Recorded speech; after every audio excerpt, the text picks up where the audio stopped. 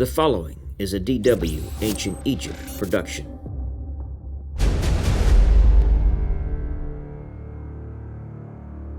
Shepseskaf's half-sister Khentkawes chose to have a similar style monument, but she built hers back in Giza. Her mastaba is believed to be the last royal tomb that was constructed at the necropolis. Her tomb is a large two-stepped structure, which was initially thought to have been an unfinished pyramid, which was ascribed to Shepseskaf. It was referred to by some as the fourth Pyramid of Giza. Egyptologist Carl Lepsius, however, considered it to be a private tomb and gave it the designation LG-100. When it was excavated in 1932 by Hassan, it became clear that it belonged to Queen Khentkawes I. Entry to the tomb was by a massive pink granite doorway in the southeast, decorated with the name and titles of Khentkawes. The underground part of the tomb resembled the layout of Mentkare's pyramid and also bore some similarities to the mastaba el Pharaohs of Shepseskaf. It consisted of a large antechamber, 6 small magazines, and the burial chamber, which was lined with pink granite. Other than some small fragments of alabaster, possibly from the sarcophagus, no trace of the queen's burial remained. A small brown limestone scarab, dated tentatively to the 12th dynasty during the Middle Kingdom, was found here, prompting the speculation that the tomb was used for later burials.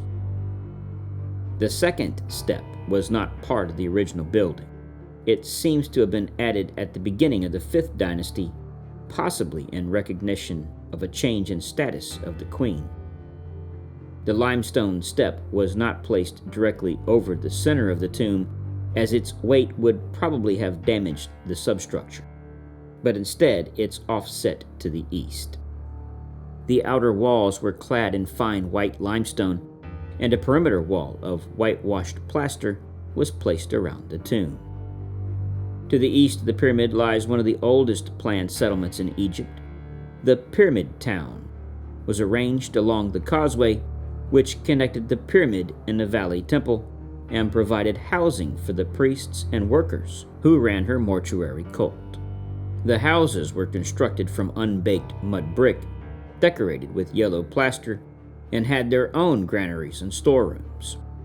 The city was probably the home of the priests and servants of the pyramid complex.